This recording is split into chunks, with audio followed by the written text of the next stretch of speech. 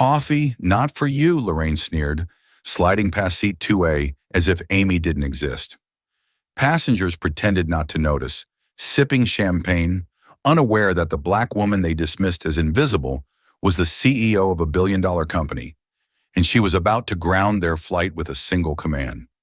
This isn't just a story about poor customer service. It's the story of how one woman's defiant stand at 30,000 FT caused an entire system to fracture, exposing a web of deceit that went far beyond a single bigoted act and unleashed a storm of karma so precise it would change lives forever. The polished chrome and hushed tones of the first-class cabin on transcontinental airlines, Flight 417 from Denver to New York, were designed to soothe for the titans of industry, the quiet celebrities and the old money heirs who usually filled these plush, oversized seats. It was a familiar sanctuary, a sterile bubble that insulated them from the chaos of travel. On this crisp Tuesday morning, Dr. Amy Thornton settled into seat 2A. She was by any measure more successful than nearly everyone else on the plane. At 38, she was the founder and CEO of Origin Innovations, a company at the forefront of developing AI-driven sustainable agriculture solutions. Her work was literally changing how the world fed itself. She had graced the covers of Forbes and Wired, delivered keynote addresses at Davos, and held patents that were reshaping an entire global industry. Her net worth was a figure that required a calculator and a comfortable chair. Yet to the senior flight attendant working the first-class cabin, Lorraine Walsh, Amy was apparently invisible. Amy noticed it first as a subtle atmospheric shift. Lorraine, a woman in her late 50s, with a helmet of perfectly coiffed blonde hair and a smile that never quite reached her eyes, moved through the cabin with a practiced, almost theatrical grace. She offered pre-aperture champagne to the man in 1C, a portly gentleman in a golf shirt, addressing him as Mr. Henderson. She chatted warmly with the woman in 3B, complimenting her on her cashmere wrap. She took her time making each of the white passengers feel seen, valued, and catered to. When she passed Amy's seat, however, her eyes slid over her as if 2A were an empty space, an architectural feature of the bulkhead. No greeting, no offer of a drink, nothing. Amy, accustomed to the subtle and not-so-subtle slights that came with being a black woman in overwhelmingly white spaces, initially let it go. She was engrossed in reviewing a complex prospectus on her tablet, her mind 1,000 miles away, deep in the intricacies of nitrogen-fixing bacteria and machine learning algorithms. She would simply ask when Lorraine came back around, but Lorraine didn't come back around. Another flight attendant, a younger, brighter-eyed woman named Jenna, eventually came by. "Ma'am, can I get you something to drink before we take off? Champagne orange juice. Just some water, please." "Thank you," Amy said, giving Jenna a warm, genuine smile. Jenna returned it instantly and hurried off. The moment of slight could have ended there. A minor blip, a misunderstanding, but as the plane pushed back from the gate at Denver International Airport, the pattern began to solidify. After the aircraft reached its cruising altitude of 35,000 FT, the cabin service began in earnest. Lorraine was at the helm, commanding the small galley with an air of unassailable authority. She began taking drink and meal orders, starting, as was customary, from the front of the cabin. She engaged Mr. Henderson in a lengthy conversation about his wine selection. She offered the woman in the cashmere wrap an extra pillow. She took the order of the man across the aisle from Amy, and then once again she glided past seat 2A, without a word, her gaze fixed on the passenger in row 3. This time it was impossible to ignore. It was a deliberate, calculated act of erasure. Amy felt a familiar cold knot tighten in her stomach. It was the exhaustion of having to constantly prove her belonging, of having to assert her own existence in spaces where her credentials and her currency should have made itself evident. She waited a moment, took a slow, deep breath to steady her nerves, and pressed the call button. A few moments later, Lorraine appeared. The plastic smile was gone, replaced by a look of undisguised annoyance. "Yes," the word was clipped. "Hello," Amy began, her voice even and calm. "I believe you may have missed me during the service. I'd like a cup of black coffee, please." Lorraine stared at her for a beat too long.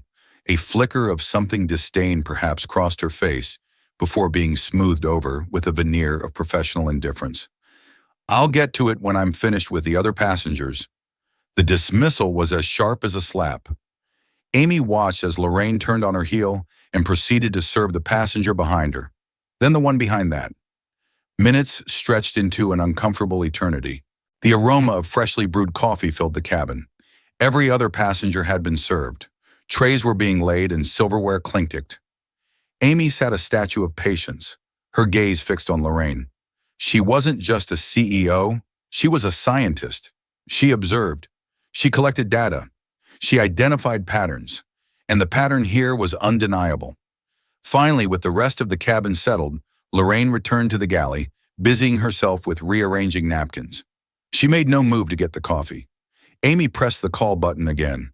The light pinged an electronic summons in the quiet cabin. Lorraine ignored it. Amy pressed it again, holding it down for 3 full seconds. The chime was more insistent this time. Several passengers glanced over. Lorraine emerged from the galley, her face a thunderous mask. She marched to Amy's seat, her movements stiff with anger. "I am very busy, as you can see," she hissed, her voice a low, venomous whisper. "You will have to wait your turn." Amy looked at the fully served cabin. She looked at the empty hands of the other flight attendants, who were now standing idly. She looked back at Lorraine's furious eyes. "My turn for what?" Amy asked, her voice dangerously quiet. "Everyone else has been served. I have made a simple, polite request for a cup of coffee twice now. Your colleague Jenna was perfectly lovely earlier, but you have gone out of your way to ignore me since I stepped on this plane. So let me ask you directly. Is there a reason you are refusing to serve me?" The directness of the question seemed to stun Lorraine. Her face flushed a blotchy red. "We reserve the right to refuse service to disruptive passengers," she snapped, her voice rising in pitch.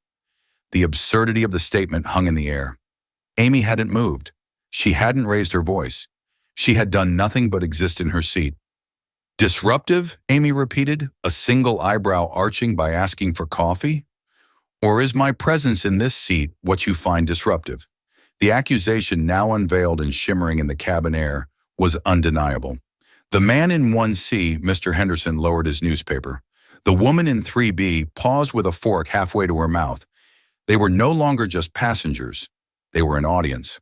Lorraine, cornered and exposed, made a fatal mistake. She leaned in closer, her voice dropping to a conspiratorial, condescending tone. "Listen, honey," she began, the word dripping with false familiarity. "Maybe you're not used to how things work up here.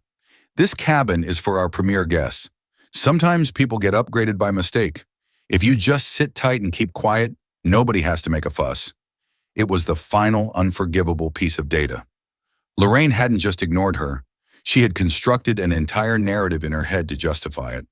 A narrative in which a black woman, regardless of her elegant suit or her poised demeanor, could not possibly belong in first class unless it was by accident. She wasn't a CEO. She wasn't a valued customer. She was a mistake, an error to be managed. Amy felt the cold knot in her stomach dissolve, replaced by a wave of pure crystalline clarity. The exhaustion vanished. The frustration evaporated. In its place was a singular, unshakable resolve. This was no longer about a cup of coffee. This was about the fundamental principle of dignity. She looked Lorraine directly in the eye. Her voice when she spoke was not loud, but it carried the weight of a judge's gavel. "Lorraine," she said deliberately, using her name, "you have made 2 critical errors. First, you assumed you knew who I was. You don't. Second, and far more importantly, you assumed I would tolerate your bigotry. I won't." Amy picked up her phone. "You are creating a hostile and unsafe environment. I'm going to need to speak with the captain immediately." Lorraine scoffed a brittle, ugly sound. "The captain is busy flying the plane. He doesn't have time for your little tantrums." "He'll make time," Amy said, her fingers already navigating to the airline's corporate contact page. "And I assure you, what's coming isn't a tantrum. It's a reckoning." She looked past Lorraine to the younger flight attendant, Jenna, who was watching the scene unfold with wide, horrified eyes. "Jenna," Amy said, her tone shifting to one of command. "Please inform Captain Macmillan that a passenger in seat 2A needs to report a safety concern regarding the conduct of his cabin crew. Tell him it's urgent. The word safety was a key. It was a trigger in the world of aviation. It bypassed customer service complaints and went straight to the cockpit. Jenna, pale and trembling, simply nodded and skewered toward the front of the plane, leaving Lorraine standing alone in the aisle, her face a picture of disbelief and dawning horror. The plane was still flying, but Dr. Amy Thornton had just seized control. The cockpit door of a commercial airliner is a sacred barrier. For a pilot to open it mid-flight for a passenger issue is rare. For them to emerge and address the cabin is an event of significance. When Captain David McMillan appeared, he radiated an aura of calm authority. He was a man in his late 40s with a neatly trimmed beard and the focused, steady eyes of someone who spends his life making critical decisions based on limited data. He approached seat 2A, his gaze sweeping the scene. Amy poised and resolute. Lorraine standing stiffly nearby, her face a mask of defiant indignation. The other first-class passengers all pretending not to watch but missing nothing. "Ma'am, I'm Captain McMillan," he said, his voice a low baritone designed to de-escalate. "My first officer informed me you had a safety concern." Amy met his gaze directly. "Thank you for coming, Captain. I do. My concern is with the fitness for duty of your senior flight attendant, Lorraine Walsh." The captain's eyebrows rose slightly. Fitness for duty. This was specific operational language, not the usual passenger complaint. "That's correct." Amy continued, her tone as precise as a legal brief. "Since boarding, Ms. Walsh has engaged in a consistent and targeted pattern of discriminatory behavior. She has repeatedly and deliberately refused me service while attending to every other passenger in this cabin. When I finally addressed the issue with her, she responded not with an apology, but with condescension, hostility, and a baseless accusation that I was being disruptive. She then made an insinuation that I did not belong in this cabin." She paused, letting the words land. "Captain, a flight attendant's primary responsibility is the safety and well-being of all passengers. An individual who is so clouded by personal prejudice that she cannot perform her basic duties for every passenger under her care is by definition a liability. Her judgment is compromised. In the event of a real emergency, I have zero confidence that she would be able to assist me or any other passenger she deems unworthy. Her behavior is not just insulting, it is unprofessional, erratic, and it creates an unsafe environment. Therefore, I must insist that this issue is addressed before we proceed." Captain McMillan listened intently, his expression unreadable. He turned to Lorraine. "Ms. Walsh, what is your response to this allegation?" Lorraine, seeing the captain as her ally, let her victimhood narrative pour out. "Captain, this woman has been difficult from the moment she got on. She's been demanding and aggressive. I was simply trying to complete my service in an orderly fashion, and she became belligerent. She's twisting everything I've been with this airline for 30 years. I would never." "So, you deny refusing her service?" the captain interrupted, cutting through the hysterics. "I didn't refuse. I told her I would get to her when I could," Lorraine insisted. Amy interjected calmly. "Captain, you can very easily verify my account. Your other flight attendant, Jenna, witnessed the entire exchange, as did Mr. Henderson in 1C and Mrs. Gable in 3B. I'm sure they can confirm that I have been nothing but quiet and patient until my repeated polite requests were met with open hostility." All eyes, including the captain's, subtly shifted to the other passengers. Mr. Henderson gave a slight, almost imperceptible nod. Mrs. Gable looked down at her lap, but her flushed cheeks told a story of their own. The collective unspoken testimony was damning. Captain McMillan's face hardened. He was a pilot, not a social worker, but he was a master of risk assessment. He had a volatile crew member, a credible and exceptionally articulate passenger making a serious claim, and a cabin full of witnesses. Continuing the flight under these conditions was a risk. The tension was a palpable entity in the cabin. "Lorraine," he said, his voice now devoid of any warmth. "Go to the rear galley. Stay there. Jenna, you will handle the first-class cabin for the remainder of the flight." Lorraine looked as if he had physically struck her. "What?" "Captain, you can't be serious. You're taking her side." I am not taking a side. Miss Walsh, McMillan corrected her, his voice dropping to an icy calm. I am managing my crew and ensuring the safety of this flight. You have become the center of a major disruption. Now go to the rear galley. That's a direct order. Defeated, humiliated, and seething with a rage that seemed to vibrate off her, Lorraine turned and stalked down the aisle, bumping the shoulder of a passenger in the economy cabin as she went. The captain turned back to Amy. Ma'am, I apologize for the conduct of my crew member. Please rest assured it will be dealt with. Can I get you that coffee now? He had hoped that would be the end of it. A small victory for the passenger, a reprimand for the flight attendant, and the flight could continue to New York. He had underestimated Dr. Amy Thornton. No thank you, Captain, Amy said, her voice unwavering, and I'm afraid this is not over. You've addressed the immediate symptom, but not the root cause. You have a crew member who has demonstrated a clear inability to perform her duties professionally. Removing her to the back of the plane doesn't solve the problem. It just hides it for a few hours. This isn't about me getting a coffee. This is about ensuring that no other passenger is subjected to this kind of treatment. It's also about corporate accountability. She held up her phone where she had already drafted an email. As a CEO myself, I understand the importance of protocols. What happens when we land? Will Ms. Walsh simply move on to her next flight and do this to someone else? Someone who might not have the confidence or the resources to challenge her. The captain was taken aback. Ma'am, there will be a full report filed. Our corporate office will investigate. A report is not enough, Amy stated flatly. I have lost all faith in the professionalism and safety of this cabin crew. The trust between passenger and crew has been irrevocably broken. As a fare-paying passenger in your care, I am officially stating that I do not feel safe continuing this journey under these circumstances. She took a breath and delivered the final decisive blow.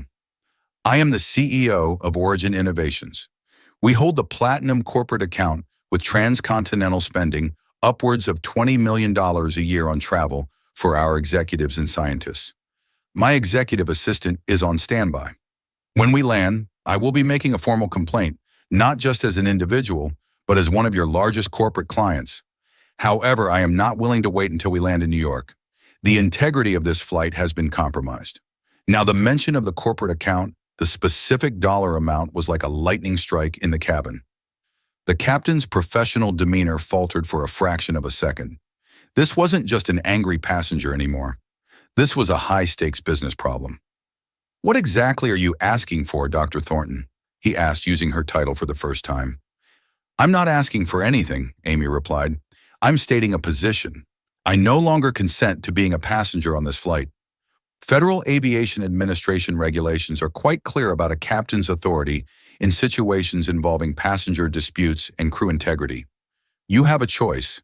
You can proceed to New York with a passenger who has declared she feels unsafe, and a compromised crew member, and deal with the monumental legal and corporate fallout that will ensue. Or you can acknowledge the severity of this situation and return to the gate. She leaned forward slightly.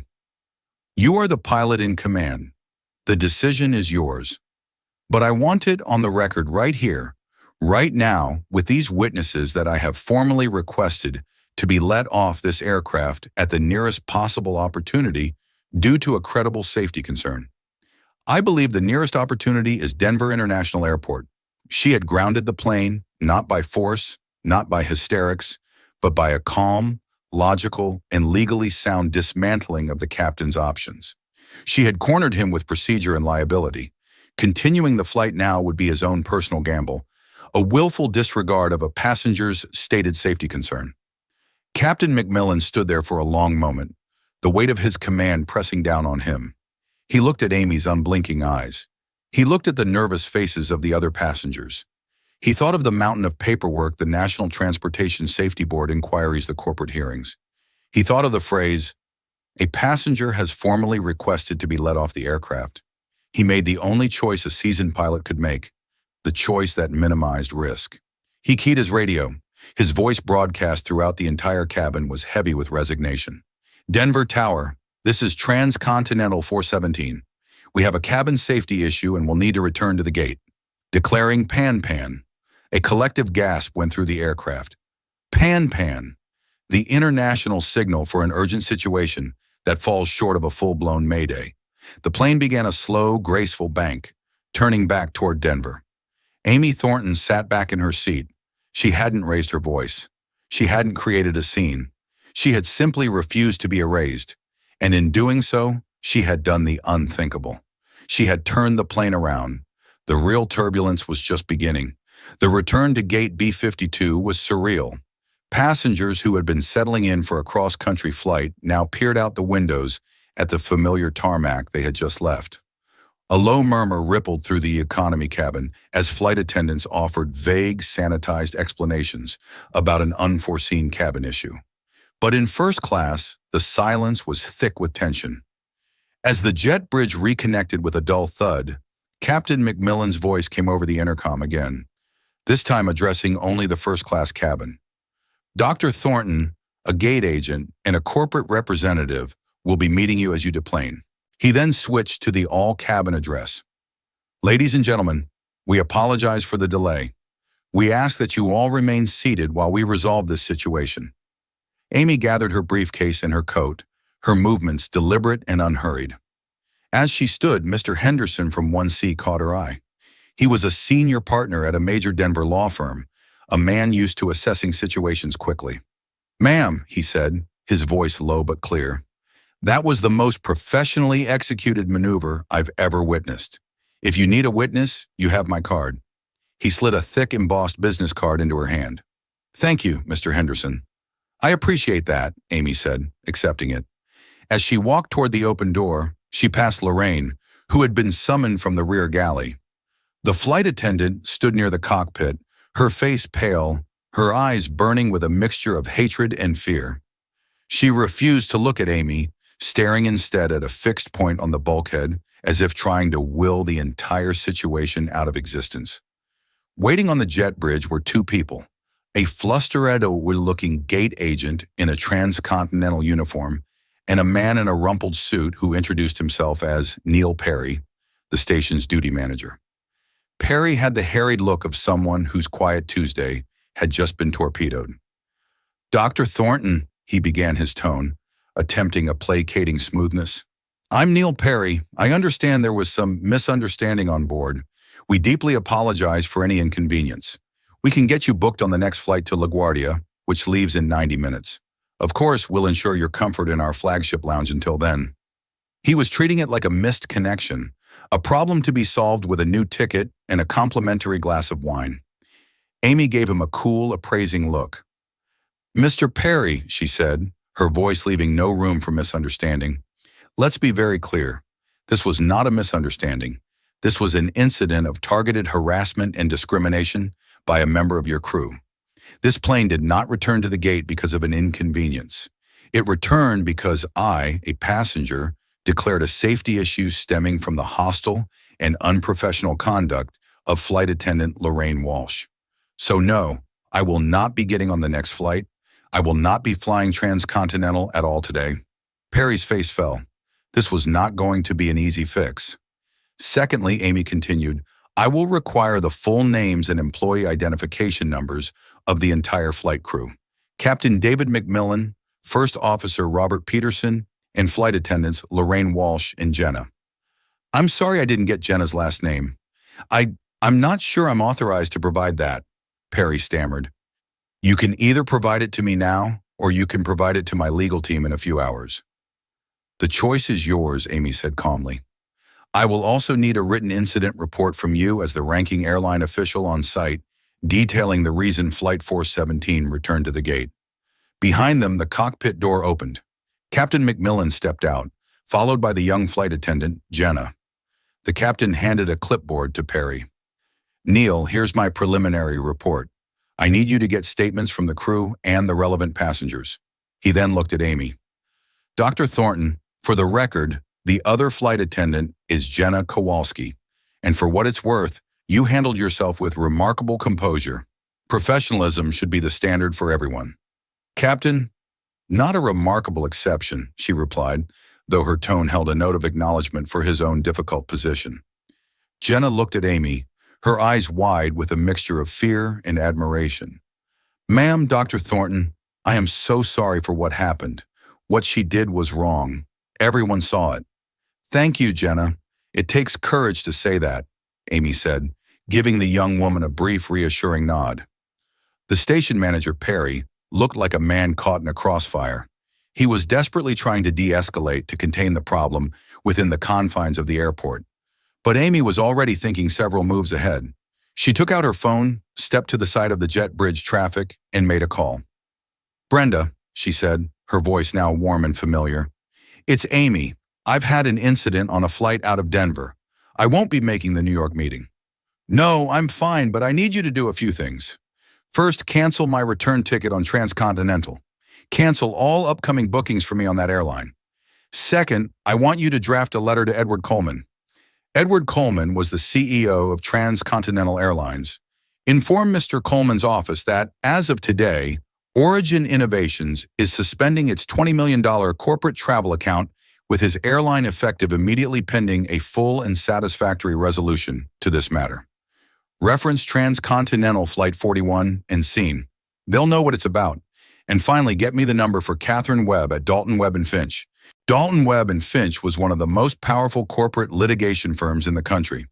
Catherine Webb was a legend, a shark who smelled blood in the water from miles away. Perry, who had overheard the call, went visibly pale. This was no longer a station-level issue. This was a multi-million-dollar corporate crisis that had just been activated by a few calm sentences on a cell phone. The ripple effects were spreading. Meanwhile, back on the aircraft, chaos was brewing. The D-plane crew, Lorraine, Jenna, and the two pilots were being escorted to an operations office. Lorraine was protesting loudly, claiming she was the victim of a coordinated attack. She targeted me. She was looking for a payout. This is what they do, she cried to anyone who would listen, her voice shrill. Jenna, sequestered in a separate room, gave a quiet, tearful, but firm statement to Neil Perry that corroborated every detail of Amy's account. Captain McMillan and his first officer gave dry factual reports, sticking strictly to the timeline of events and regulations. But the subtext was clear. Lorraine Walsh had been the catalyst. Amy, having made her calls, turned back to Perry. Mr. Perry, my car will be here in 15 minutes. I trust you will have that information for me by then. She didn't wait for an answer. She walked away from the gate, her posture erect, her stride confident. She left behind a grounded airplane, a shattered flight crew, a terrified station manager, and the beginnings of a corporate firestorm. She hadn't gotten her coffee, but she had set in motion something far more significant. She had demanded accountability, and the bill was about to come due. Within hours, the incident on Flight 417 had escalated from an operational headache to a full-blown code red crisis at Transcontinental's Chicago headquarters. An email from the CEO of a platinum-level corporate client suspending a $20 million account gets attention faster than a smoke alarm in a server room. Edward Coleman, the CEO of Transcontinental, was a bottom-line man. He was furious, not necessarily at the injustice, but at the catastrophic failure of his customer service. A simple coffee request turns into a grounded plane and a suspended 8-figure account. He roared at his executive committee. How is that possible? I want this investigated and fixed now. The task fell to Gregory Adler, the Senior Vice President of Human Resources. Adler was a company man through and through, a veteran of countless internal disputes. His primary directive always was to protect the company. This meant minimizing liability, controlling the narrative, and whenever possible, finding a way to blame anyone but the airline. Adler's initial review of the reports set off alarm bells. A highly credible, high-value passenger versus a 30-year veteran flight attendant. His instinct was to protect the employee, to shield the company from an admission of systemic failure. A rogue employee was one thing. Admitting to a culture that allowed discrimination was another, far more expensive problem. He summoned Lorraine Walsh to Chicago for a formal interview. Lorraine, coached by her union representative, walked into Adler's office ready for battle. She had spent the last 48 hours crafting a compelling narrative of her own victimhood. She was no longer the aggressor. She was the long-suffering professional assaulted by a new breed of entitled, aggressive passenger looking for a quick payday. Mr. Adler, she began, dabbing at her eyes with a tissue. I've given 30 years of my life to this airline. 30 years. I've served celebrities, politicians, even royalty. Never in all my time have I been treated the way Dr. Thornton treated me. She spun a tale of veiled threats and a demanding attitude from Amy, starting from the moment of boarding.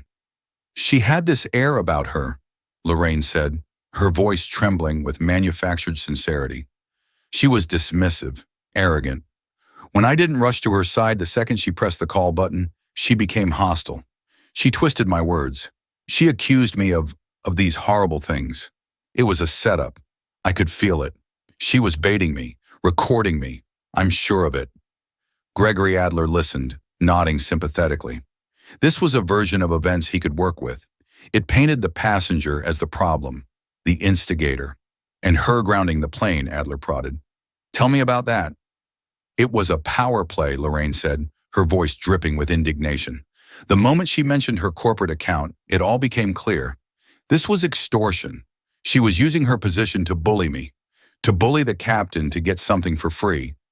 It's a form of corporate terrorism is what it is. Adler latched onto the narrative. So, in your professional opinion, she was never in any distress. Her claims of feeling unsafe were a tactic. Absolutely, Lorraine confirmed.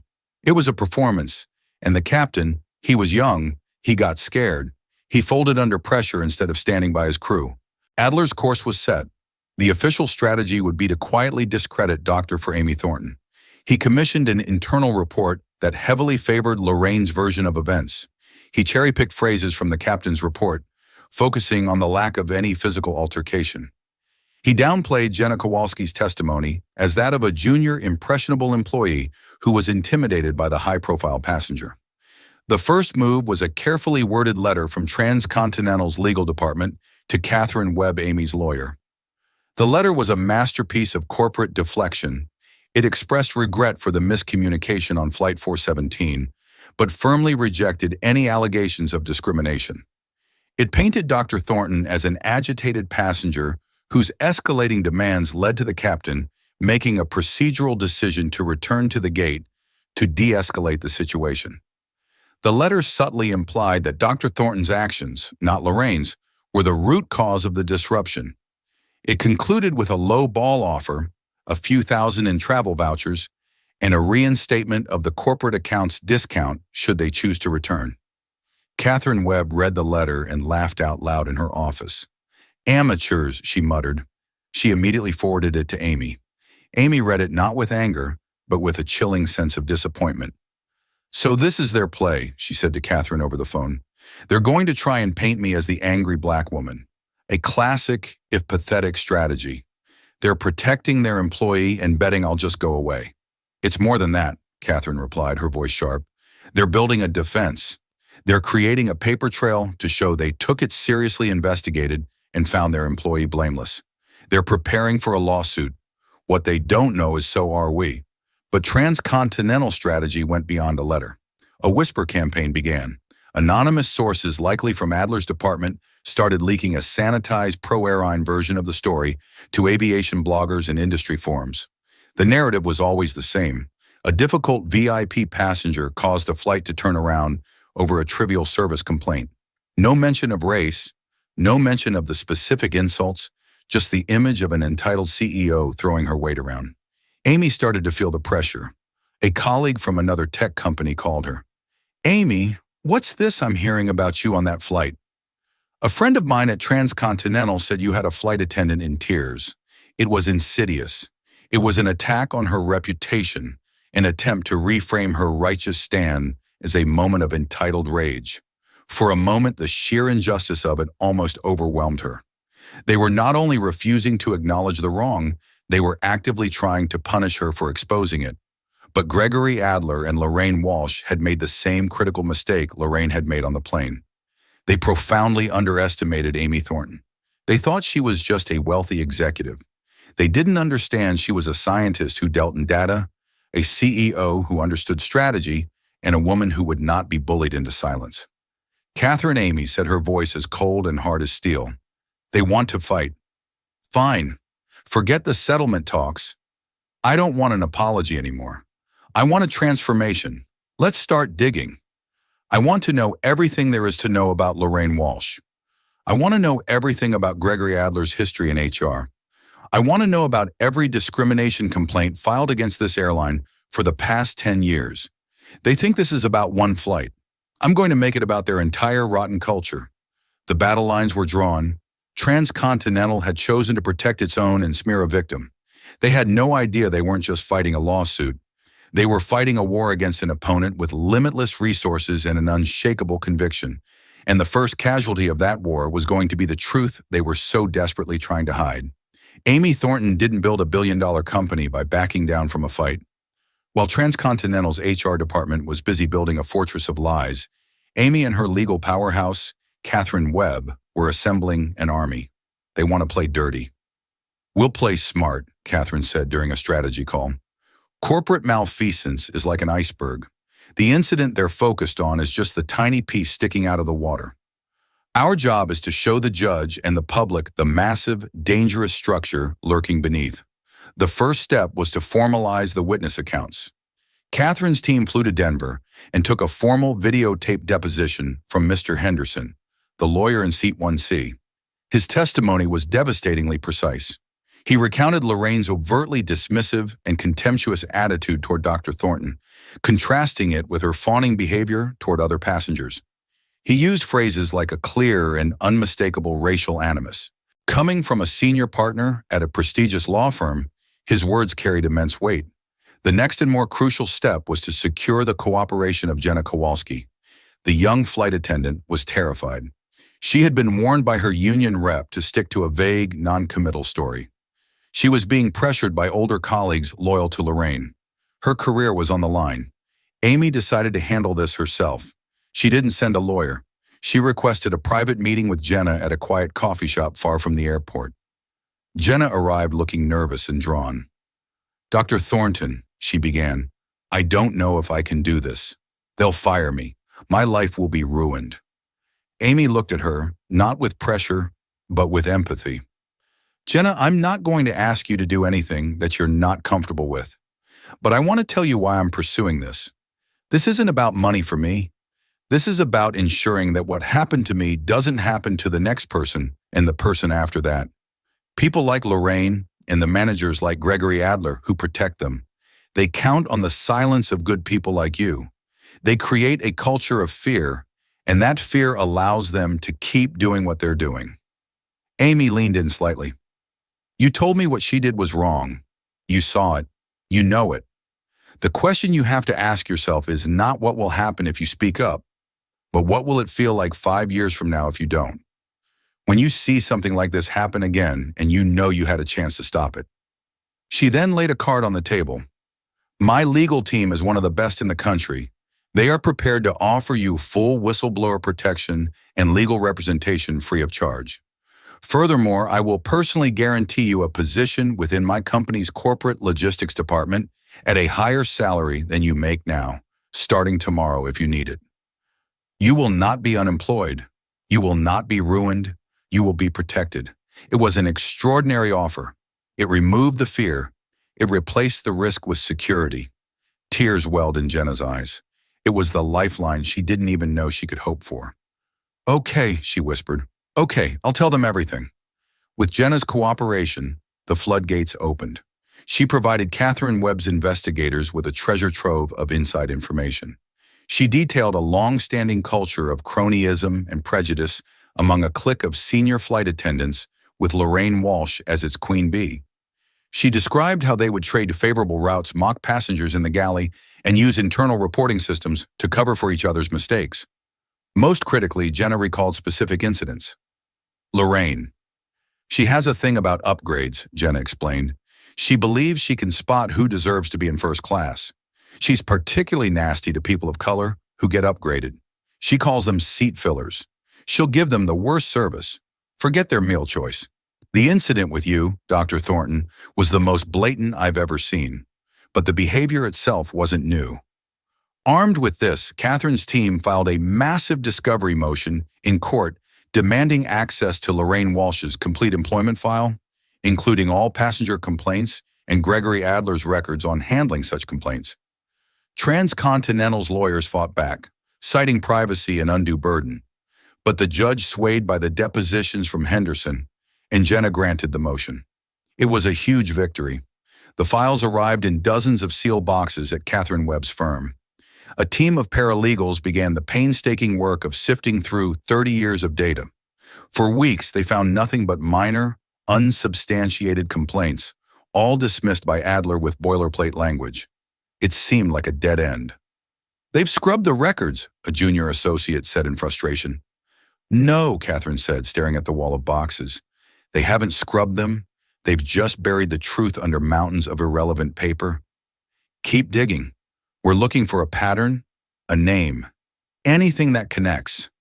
The breakthrough came from an unexpected source. It wasn't in a passenger complaint. It was in the expense reports. A sharp-eyed forensic accountant on Catherine's team noticed an anomaly in Lorraine's meal and lodging expenses on certain international layovers, specifically in Lisbon and Rio de Janeiro. The receipts were from high-end luxury hotels and Michelin-starred restaurants far exceeding the standard crew allowance, but they had all been approved, signed off by a mid-level manager in the finance department. Why would Adler's HR department include financial records in a file about personnel conduct? Catherine mused. Unless they didn't know what they were handing over.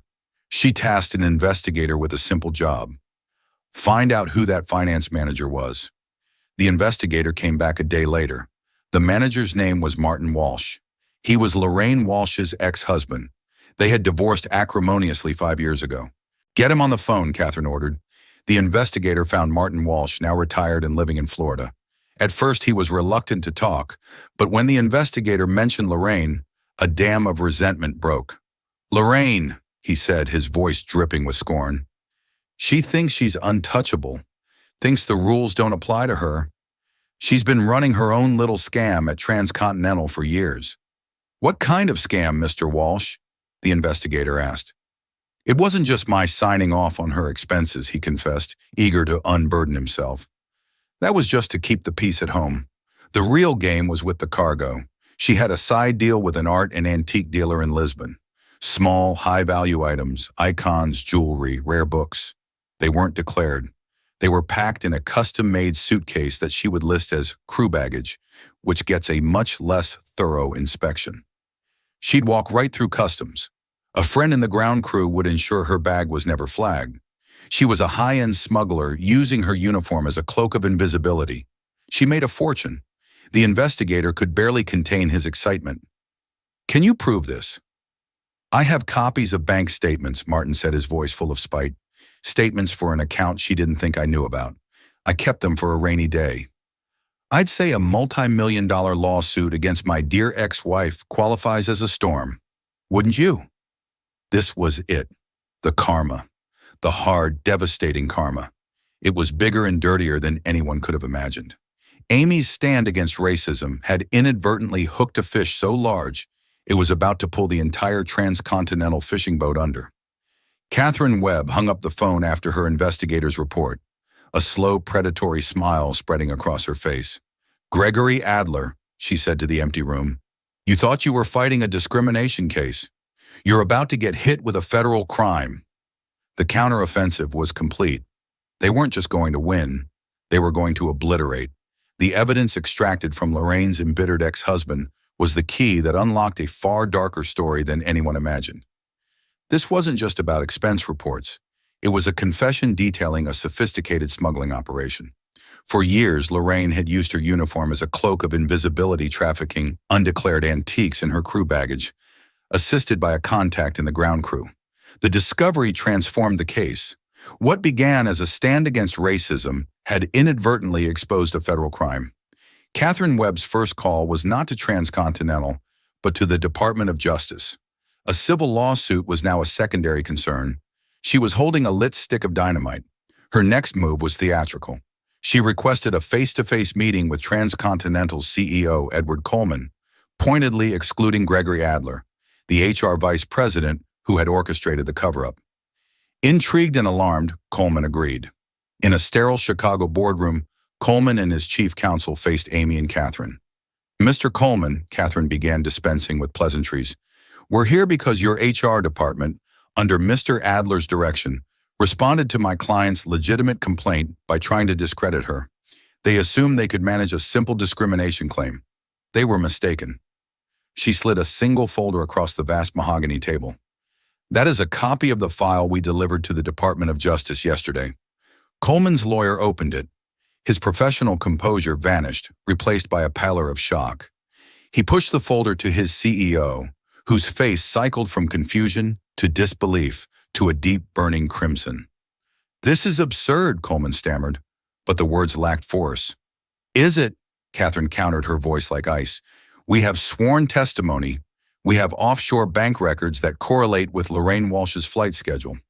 We have the name of her accomplice in your ground crew. The DOJ finds it quite credible. They are obtaining warrants as we speak." She let the devastating reality sink in. Your senior VP of HR was so focused on burying a complaint of racism that he failed to conduct any real due diligence on the employee he was protecting. She continued, "His negligence allowed a criminal enterprise to fester within your airline. He didn't just fail my client. He failed this entire company. He has exposed Transcontinental to a federal investigation and a public relations nightmare that will make this lawsuit look like a rounding error." Amy spoke for the first time, her voice quiet but powerful. "Mr. Coleman, I told your captain this was about accountability. When your company chose to protect a bigot, you unknowingly chose to protect a felon. This is the culture Mr. Adler fostered." Coleman was broken. The risk he now faced was existential. "What do you want?" he asked, his voice a whisper. "Want?" Catherine replied. "We're past that. Here is what is going to happen. You will terminate Gregory Adler for gross negligence.